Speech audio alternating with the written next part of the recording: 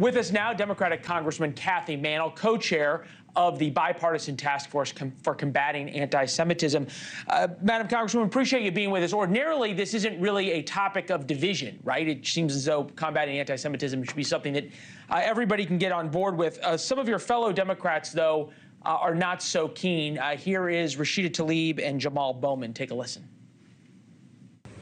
These state-sanctioned violence, including the arrests and threatened felony prosecutions of students, can only be seen as an explicit effort to silence students. Students are occupying their campuses to peacefully protest for an end to these atrocities. When I was 11 years old, I was a victim of police brutality simply for being black in America.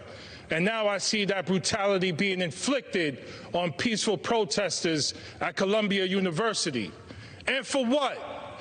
Simply exercising their First Amendment rights.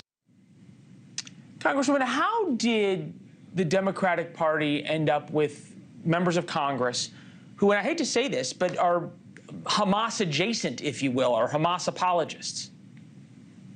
So the Democratic Party has a wide tent. There are people with many different views, but I have to say the vast majority of my Democratic colleagues believe that Israel has the right to exist as a Jewish state.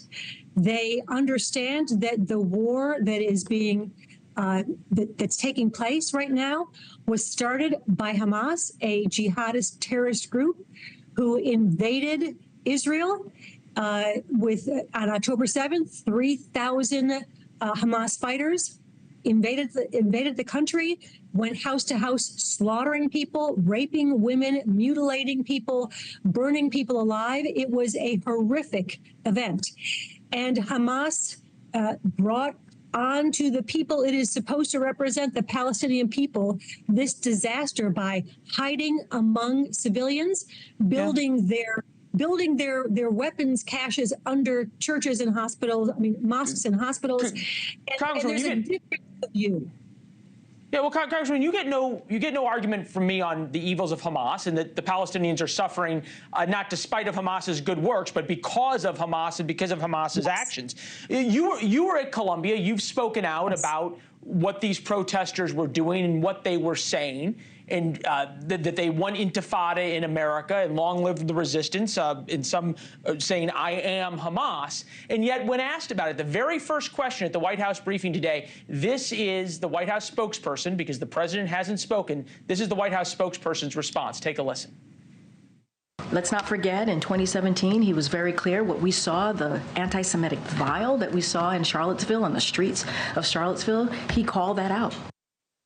The first thing the White House does is go back to Charlottesville. Why is it so hard to do what you just did?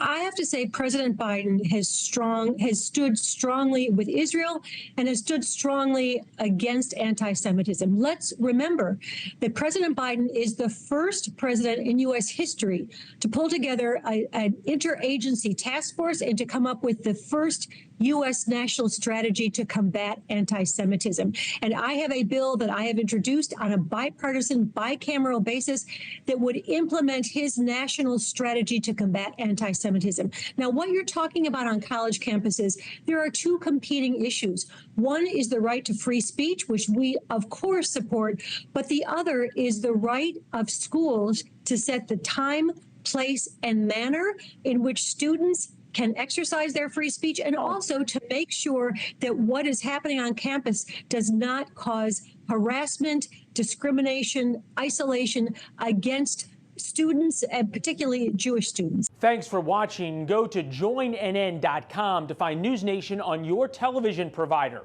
And don't forget to click the red subscribe button below to get more of NewsNation's fact-driven, unbiased coverage.